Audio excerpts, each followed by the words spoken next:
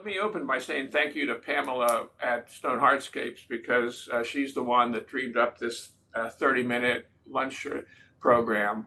I thought that we should do it later in the day as well because back in the COVID days, we did 7 o'clock at night and had real success helping people through that COVID thing. So thank you again. And the second thing I'll say is my PowerPoint is available. All you have to do is send me an email at dbk@teamhorner.com. Dr. Bilkhead, DBK, just the 3 letters, at dbk@teamhorner.com, and I'll send you the PowerPoint. You'll get it through Dropbox because I've embedded a couple of videos that I'm going to show you. 30 minutes is a bit of a time constraint, but I would just say that continuous learning has always been a part of the fabric of our company and a part of my own life. And the focus of education is not just about data and tactics, but it's about wisdom, because there's a huge difference between tactical knowledge, charts and financial statements and all that, and wisdom, which is necessary to make good decisions. I'm going to start, before I start the PowerPoint, I'm going to start with a couple of definitions. One of them is the definition of culture, company culture. And what company culture is an unspoken set of behaviors or rules within the organization. In other words, people behave in a certain way subconsciously just because that's how people behave in the organization that they're in. So how do you see culture in an organization? A couple of examples would be relationships outside of work. If the people who work in your organization are collaborating outside, going to parties together or sharing other experiences, that's a reflection on their relationship more than just their work relationship. Do they all leave the parking lot at the end of the day at the same time? If everybody at 5 o'clock, if you go to a company and watch the parking lot, and if everyone leaves all at the same time at 5:01, what you know is psychologically, subconsciously, they're based on time constraints, not on how they feel about working there. The second definition is the definition of leadership. And there's 100 or 1,000 different definitions of leadership. Bill, Bill, we've lost the presentation. We don't see it. Oh, really? Oh, yeah, I see that. I see that too. Hold on. Go back on PowerPoint. There you go. You know what? It's something jumped up in the middle of it. There it is. Okay, so these are part of the long-term strategies. Thanks for pointing that out, Louis. And again, this is only a 30-minute presentation, so I'm going to go through these things without any real discussion, but they should raise in your mind different aspects of your position in your company. One of them, of course, is why do you do what you do? How much passion do you have for the job that you have, whether it's an owner or an employee, doesn't matter. If you aren't really truly passionately enjoying what you do, my recommendation is find something that you are passionate about. How much risk are you willing to take? That's a business owner question. How big do you want to be? These are questions that if you wrote down the answers, I think you'd be more comfortable with what you do every day in terms of your strategic decision making. And how long are you willing to work on it? This is my 53rd year at Team Horner Group. When I joined the company in 1972, there were 3 employees. Now there's 600. So obviously I'm a long distance runner, not a 100-yard dash runner. The next slide is about every business in terms of what are the limits of your business. And I think it's a good thing to discuss that. One of them is the size of the market for the products you're going to sell. If you think about it, every company has those kinds of limitations. whether you're in the pool business or the hardware business or whatever, there's only so much product that's going to be sold that you're able to deliver successfully. The second is the geographic limitations. If you're a pool builder in Fort Lauderdale and someone calls you from Jacksonville and says, hey, I want you to build my pool, regardless of the cost, it might be a bad decision because you don't have the people capacity to actually build a pool in Jacksonville. Plus, there would be other constraints as well. The third limitation in every business is infrastructure. As a company grows, and we've experienced this here at Team Horner, the computer systems, the trucks, the vehicles, all of the space requirements, warehousing, accounts, all of that sort of stuff becomes a limitation for your company. And unless you reinvest in it, your company will be limited by that. Capital is the fourth limitation. It takes money to grow a business, and unless you're profitable and reinvest that money in the business, you'll find that a capital as a real serious constraint, because the minute you can't pay your bills on time, or you don't replace your trucks when they're worn out, or whatever the particular application is in your niche, capital is a constraint. And then, of course, what's that fifth and final limitation?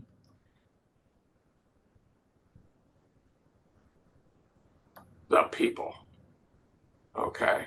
The cumulative capacity and output of the people that you employ in your company or subcontract in your company will be a big limitation. And you just have, that's where the action is for today's topic. The next slide, I'm going to skip because this is actually a 3-hour presentation and I'm doing 30 minutes of it. So you're only seeing a piece of it. So team building, which is what we're here to talk about, and retention, employee retention, is where we're focused for this presentation. And I'm watching my time carefully. Here's a picture of a billboard that I took in the Louisville airport a couple of months ago, because it really brings it to focus exactly how people feel, and how they feel about their work every day really matters. Purpose is where the focus is here. And if you're a U.S. Army volunteer, you would certainly have a purpose. You feel like you're defending our country and preserving our traditions and keeping us free. Okay, 6 steps to build a team mindset would be the next topic. And again, I'm happy to talk about any of this stuff outside of here, outside of this little 30-minute deal. The first one is the first step in building a team mindset is to communicate a strong corporate vision. And we'll discuss that a little bit later in terms of more depth. The second step is to motivate your team to work as a team. It's really difficult if people aren't really, and this includes across departments, because it's often common that departments will compete with each other as companies grow bigger and bigger. So you have to give them a cultural platform where they feel that teamwork is the most important thing they can do. And you achieve that team unity through behaviors. For example, once a month here, and this goes all the way back into the 1970s, we've had what we call a team meeting. Currently it's the second Thursday at 4 o'clock every month. And this, what we do is we report the sales of the company. Each division of our company, because we've grown through the decades, does a special report on what's going on inside of their part of the business. And so everybody walks away knowing what's going on in the other parts of our company. And no matter how big you are, you ultimately end up with some segmentation in terms of work, and because it's all about the work. And so that's one of the steps, is to have team meetings on a regular basis. Demonstrating courage is another issue. Having the fortitude and the belief in yourself and the belief in the mission of your company. I'm going to show you a video a little bit later that's going to strike to the heart of that issue, because I've got two videos for you that I just think are really dramatic, and they're telling the story that I want you to hear at the right level. And then, of course, provide leadership, and we've just discussed what leadership means. So those, and then the sixth one is the test of time. This is my belief. These six things are the things that really create longevity. When you get to be 81 years old, like I have, and you've been here 50 years, one of the things you realize is the life cycle takes a hold of you at some point in time, whether it's through a retirement plan or retirement or whatever. It could be a health issue. But at some point in time, the good Lord created a life cycle for a reason, and it's going to get you. And so that's where a transition of leadership comes into play. In my case, as you all know, 7 years ago, I took the ownership step of making it an employee-owned company. That's been a huge success. It's probably the most Christian thing I've ever done in my life.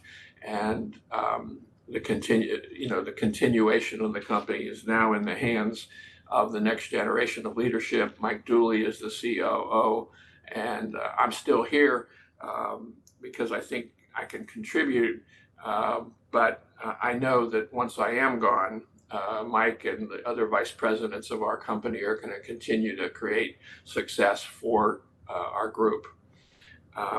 So to go back to leadership, let me turn my page here a little bit. Okay, there are 5 aspects to leadership that I talk about. Creating the vision. And how does one do the vision?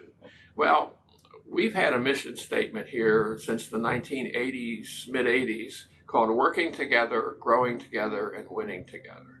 And I've had numerous debates about whether that is a valid mission statement.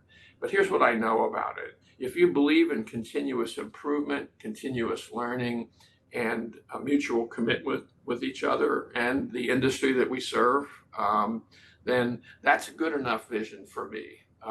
I've never liked going into a company that had some big long paragraph on the wall about here's our vision and here's our mission, and not a single employee knows it. I can tell you that with pretty good confidence that most of our employees know working together, growing together, and winning together. Getting the right teammates on board is, of course, crucial.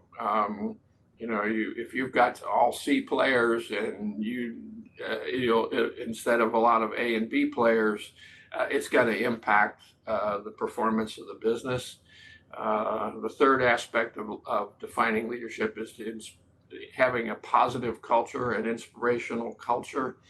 One of my favorite little one-liners there is the word LEAD, leave your ego at the door. Leave your ego at the door, because the minute you start using your ego to make decisions, the people will push back just because they feel like you're making them feel inferior. Stay focused on the goals. Every company, we just agreed that every company ends up being a niche player somewhere in some niche. That's how the general economy of the whole world is now organized in terms of free enterprise capitalism. And so define your niche and then stay in it. I've tried to grow a couple of times outside of our swimming pool industry. I've played around. I had a jewelry store, I had a restaurant, and a couple other things. And I can tell you, the only thing that's ever been successful for me personally was the Team Horner Group and pool industry. I never let those stray fun things. I'm an entrepreneur. I'll admit it. I'm guilty of that. So that's, and then the last one has to do, it is probably one of the most important ones in terms of limiting the size of your business over long term, is to delegate well. I'm a strong believer in bottom up rather than top down. When you make all of the operating decisions for your company, you automatically limit your company. When you will give true responsibility and the authority to every employee, whether it's a driver, in our case, drivers making deliveries, that driver should have the authority to make good decisions. Like if someone wants to return something, they don't have to call back to the office to do that and all that kind of stuff. So you have to learn to delegate both the responsibility, but also the authority that is in concert with the responsibility. Here's a little picture graph of the 3 roles, if you want to do it more from a qualitative standpoint. If you're the owner or you're the leader, you have 3 phases: coaching, managing, and leading. So that's a good way of conceptualizing what your responsibility is in terms of creating the right culture to create tenure for your business. I'm going to skip the corporate vision because we're already down. I will say something. The spiritual mission of the company is crucial. There needs to be something above just doing whatever you do, building pools or servicing pools or whatever it is, renovating pools. There needs to be something bigger than that. And here at Team Horner, we got ourselves involved. I got myself involved in the Swimming Hall of Fame a long time ago. And the spiritual mission of the Swimming Hall of Fame is a program called Every Child a Swimmer. And everybody in our company has now embraced that. I'm very appreciative of Mike Dooley embracing it. So we're going to skip over some of these other things because I want to get you to the videos. There's 3 different kinds of organizational culture: defensive, passive ones, aggressive, defensive ones, and finally, in the middle, a constructive culture of happiness, achievement, and working together, and mutual respect for one another. So here is one of the videos. So, Lewis, I might need your help on this. Let me see if I can get this done.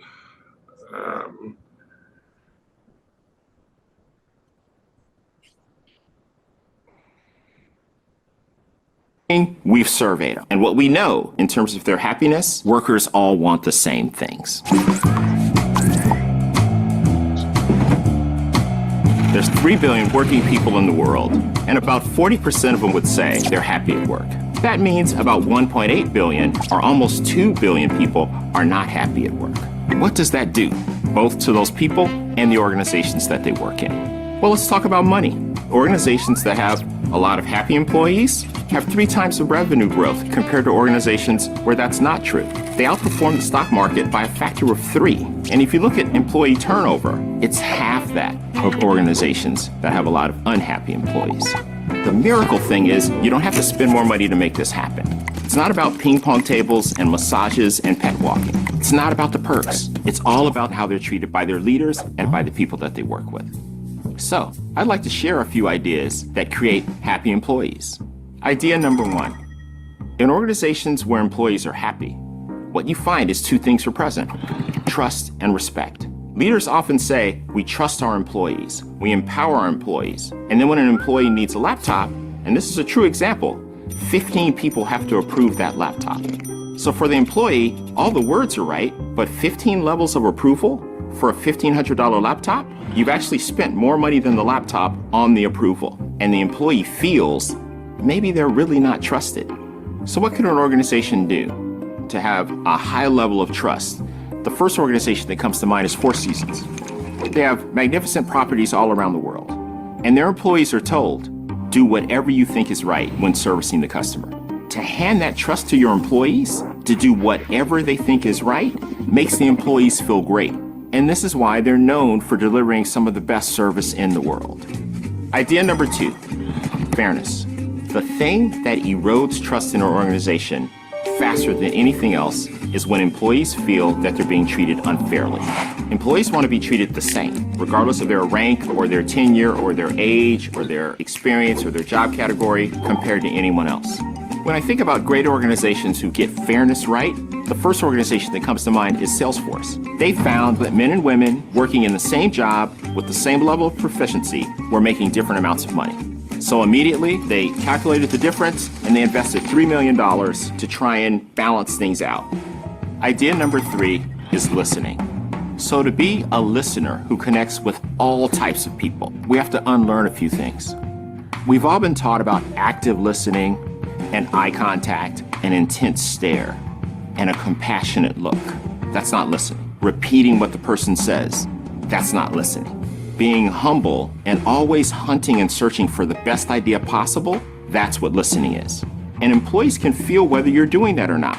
They want to know when they talk to you and share an idea, did you consider it when you made a decision? The one thing that everybody appreciates and wants when they're speaking is to know that what they say matters so much, you might actually change your mind.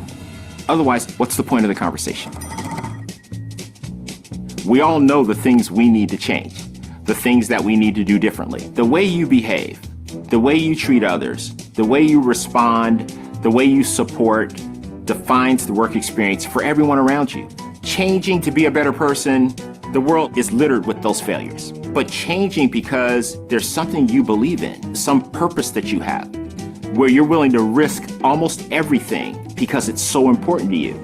That's the reason to change. If it's not, you should probably find a different place to work.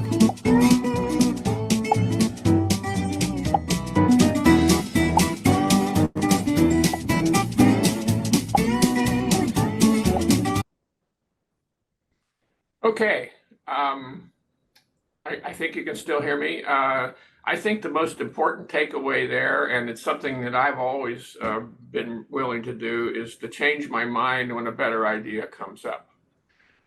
My wife probably wouldn't agree with that, but and I'm just joking.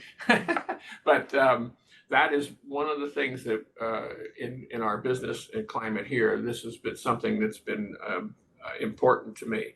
The next video is also going to give you a more context to the idea of having a spiritual mission in your company. And by the way, you know, one of my spiritual goals at my stage is to get the entire swimming pool industry to actively, not just talk about it, but actively support every child a swimmer. What we're doing is we're providing swim lessons for the children of financially disadvantaged families who are never going to learn to swim. And the drowning rates are significantly higher amongst that part of our population than the middle and upper class parts. So here comes Simon Sinek. He's a really famous author. If you've never heard of him, if you go on Amazon, you can get his books, and he's on YouTube. He's everywhere. But this is one of the best ones. I want to thank Mike Dooley, because Mike has used this several times in some of his presentations. And so this is really something recognizing Mike's passion for what Simon Sinek has to say. So here we go. This is about the end. It says a 13-minute video. I'm going to be over time. I'm sorry about that. But I'll stay on for a few minutes after the video, but I want you to hear what Simon Sinek has to say. The courage to lead. This one is embarrassing that it has to be on the list, but nonetheless it must. Because everything that I have explained to you today is unbelievably difficult. It is extremely hard to make decisions with a just cause in mind when so many of the pressures on all of us are pushing us to make the finite short-term decisions. If you work for a public company, the pressure is overwhelming from the outside to focus on the finite at the expense of the infinite. Sometimes we put pressure on ourselves to focus on the finite. We become so obsessed with the arbitrary goals we set for the end of the year that sometimes we abandon our own values in order to make the sale, gain the client, move the numbers. And if we do that too many times over the course of years, it's to the detriment of our own organizations, it's to the detriment of our own people. It is unbelievably hard to keep a just cause in mind as the guiding principle, especially if you have to make decisions that hurt in the short term. It is unbelievably to commit yourself to this lifestyle, this practice of good leadership where you obsess about the trusting teams. Like a family, it's never perfect. It's about human relationships. Sometimes it's confounding to us. And yet for us to acknowledge that our responsibility as leaders is not to drive the results, but to create an environment in which our people can work at their natural best is unbelievably difficult. It is so much easier to just hire and fire people willy-nilly and drive the numbers and create all kinds of incentive structures based solely on someone's performance, except for the fact that it drains the energy of people, it drains the trust of them, it inhibits cooperation and innovation, and eventually it runs out of steam. It's hard. It's much easier to direct all of that discomfort and anxiety we have about competitions and our weaknesses at others. But the problem is if we become so obsessed at winning, sometimes we do things that are quite unethical. If it's like running in a race where I'm obsessed with beating the other runner, I may resort to tripping him. I may win the race, but I'm still a slow runner. And in this game, there is no end of the race. It keeps going and going and going and going and going and going and going. And to change our mindset away from having competitors to having worthy rivals and being honest with ourselves about our weaknesses is unbelievably hard. The capacity for existential flexibility, most people in this room will never have to do it, not once. However, are you building your organization so that the organization and future leaders are prepared to be able to do it? Do the people know the just cause? Is it a culture of trusting teams so that future leaders can make the flex if they need to, even if you've never had to? That's the responsibility of leadership, to prepare the organization for the next leaders. If you are perfectly satisfied with the fact that when you quit, your company will go belly up, I got no beef with that. Just be honest about it. You're playing a finite game and it's just for fun, and you're going to see how much you can accumulate in your time there, and then you're done. There's no problem with that. But some people have an ambition that the company can outlast them and even grow greater than when they ran it. Kind of like the same ambition we have for our children. That's hard. It's hard to maintain an infinite mindset. It's hard to adopt an infinite mindset. It takes unbelievable work, and it takes unbelievable courage. The company CVS, the chemists in the United States, had a vision statement, had a just cause that they would protect the health of their employees and their customers. And they kept finding themselves in these very uncomfortable meetings. They would be meeting with hospitals and doctors, and they'd have a wonderful meeting about how they could partner together, the chemists and the medical professionals. And at the end of the meeting, somebody would say, "Don't you sell cigarettes?" And so one year, they decided that they were going to remove all the cigarettes from all of their shops. It was a move that would cost them billions of dollars of revenue. Billions, with a B. Wall Street lashed out against them at the announcement. They stuck to their guns. Analysts said silly things like, those cigarette sales will now go to other places, predicting the future. And yet when all the cigarettes were moved out of their stores, something happened. Sales either stayed the same or went up. Turns out, all those cigarette sales didn't go somewhere else. What ended up happening is more people stopped smoking in the towns in which CVS's existed. In fact, what also happened is people were so enamored by the fact that they would make such a courageous decision based on cause and not money, that people spent more money at CVS or would travel out of their way in order to do business with CVS.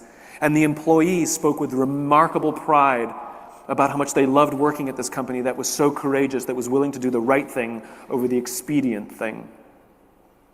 Their competitors, Rite Aid and Boots, their CEOs were interviewed and asked, are you going to remove cigarettes from your stores? Incidentally, both those organizations had vision statements on their websites, you guessed it, to protect the health of our customers. Same vision. And yet Rite Aid said, we're continuing to examine the situation, and we continue to sell smoking cessation products. In other words, they're going to sell a nicotine patch next to a pack of cigarettes, which is much like selling a donut next to a diet book, right? One is an impulse decision, the other one requires a little work. Turns out, even somebody who wants to go on a diet still buys a donut if you offer them the opportunity. Boots was even funnier. They said that we are selling cigarettes in compliance with all local, state, and federal laws. That's not courage. The law is a much lower standard than ethics. And this is one of the problems we have in the world today. The standard of business is too low. The standard of modern business is predominantly driven by a theory proposed in the 1970s by a man named Milton Friedman. Milton Friedman was an economist who gave us the responsibility of business. He said the responsibility of business is to maximize profit within the bounds of the law. That is a very low standard. Let me show you what the bounds of the law produces. When the Titanic was built, it was considerably larger than all the other ships that existed in the day. And the regulations that governed lifeboats in the day were governed by size, and they didn't have a lifeboats for all provision yet. And the largest vessels of the day were ferries. And the Titanic was 4 times larger than the largest ferry. So what the Titanic's builders did, expressly to save money, was put empty berths for lifeboats on the decks of the Titanic, but they only put enough lifeboats as required by regulation, which, as it turns out, was 1/4 of the number of passengers that they would be carrying. Because the regulation didn't require it, so they didn't do it. They knew that the regulation would eventually catch up, which is why they put the empty berths. We all know what happened in 1912. The Titanic struck an iceberg and sank, and guess how many people died? You guessed it, 75%. 25% survived. The Titanic broke no laws. In other words, the law is a very low standard. It is not high enough standard. And unfortunately, thanks to Milton Friedman and people who embraced Milton Friedman in the 80s and 90s, so many business theories were developed based on this standard that the responsibility of business is to maximize profit within the bounds of the law. The concept of shareholder supremacy showed up, which means we prioritize the wants, needs, and desires of shareholders over the wants, needs, and desires of customers or even employees. This is like an owner of a football team trying to build a great team by asking the fans what we should do rather than asking the players what they need. Doesn't work so well. But because of the 80s and 90s, these boom years, the concept of shareholder supremacy became normalized. The ideas of using redundancies on an annualized basis in order to balance the books. Think about that for a second. We're going to use someone's livelihood so that we can meet our arbitrary projections at the end of an arbitrary time period. And companies use redundancies and layoffs even when they're profitable. They just weren't as profitable as they predicted. Think about the ethics for that for a second. Forget about the people who lose their jobs. Think about the unbelievable stress it causes to the people who kept their jobs. Because what they've basically been told is this is not a meritocracy and no one here is safe. Do you think they're giving you their all the next year? No. They're hiding from you. And they're lying to you. And they're faking every single day because that's the business model we've provided. The idea of rank and yank, where we promote the top 10% of performers and fire the bottom 10% of performers, became normalized in the 80s and 90s. The evisceration of regulations to protect us from speculative investing were destroyed in the 80s and 90s in the name of profit. And now we've had 3 stock market crashes in the past 30 years, where from the Great Depression up until the 1980s, we had 0. In other words, we have an outdated business model. Even GE itself, Jack Welch was hailed as a hero of business for everything that he proposed. He was a Milton Friedman acolyte. He became the poster child of what leadership looks like in the 80s and 90s. GE needed a $300 billion bailout in 2008, and who knows if it's even going to survive for the next 5 years. It was not a company built to last. It was a company built with finite mindset for finite success. We need to completely reimagine business as it exists. We need to reject the finite mindedness of the 80s and 90s, and we need to embrace the infinite mindedness for the next millennium. And the irony is, it's good for businesses. It's good for business. The organizations that are led with a finite, infinite mindset, those infinite-minded organizations tend to outperform their competitors over the long term. They tend to have much higher levels of innovation, much stronger teams where the people don't leave and quit at the slightest shudder. They hunker down and say, how can I help? And for those of us who have to work there, those are the jobs we love. All of this raises an interesting question. What does it mean to live an infinite life? Clearly, our lives are finite, but life is infinite. We're born, we die, but life continues with us or without us. Which means, though we don't get to choose the rules of the game, we do get to choose how we want to play in this infinite game. And we can choose to live our lives with a finite mindset or an infinite mindset.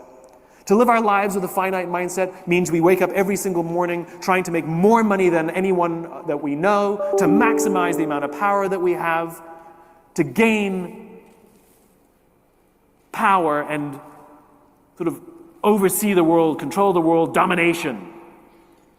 And when we die, we leave it all behind. It's only fun while we're living. Can't take it with you. People hate us. It causes health problems. You look at a lot of these finite-minded entrepreneurs who've done really well in life and go look in their medicine cabinets. Look at the qualities of their marriages, or the relationships they have with their children. And it paints a different story. To live our lives with an infinite mindset means we wake up every single morning and think to ourselves, how can we have a positive impact on the people around us? That one day I can meet a remarkable entrepreneur, a remarkable business leader, and say, how did you become who you are today? And they will mention your name. They will talk about the lessons they learned from you, how they learned to be a better version of themselves, to take care of the people around them, and that everything that they've learned today came from somebody else. In other words, you have literally lived on beyond your own years. I had a chance to sit down with Sir Richard Branson, and I asked him a question. I said, how should we judge you after you die? I asked him. I said, what did you build at Virgin? What about Virgin are you most proud of that you will want to be remembered after you die? And he got very annoyed with me. And he said, do not judge me by anything that I have ever done at Virgin. He says, if you want to judge the quality of my life, you judge the quality of my children. That's an infinite mindset. Every single one of us has a choice whether we want to live our lives with a finite mindset or an infinite mindset. It is just a choice.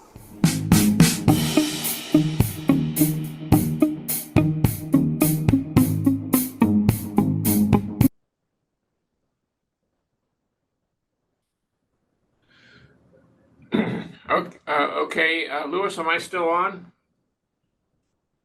Yes, you are. Okay.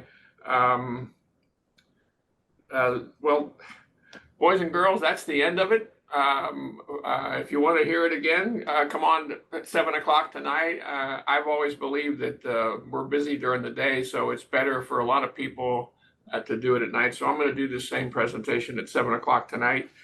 Thank you for your attention, and you've got my email address. If you want to comment on what I've presented to you, I'm happy to entertain your opinions. Have a great day. Thank you so much.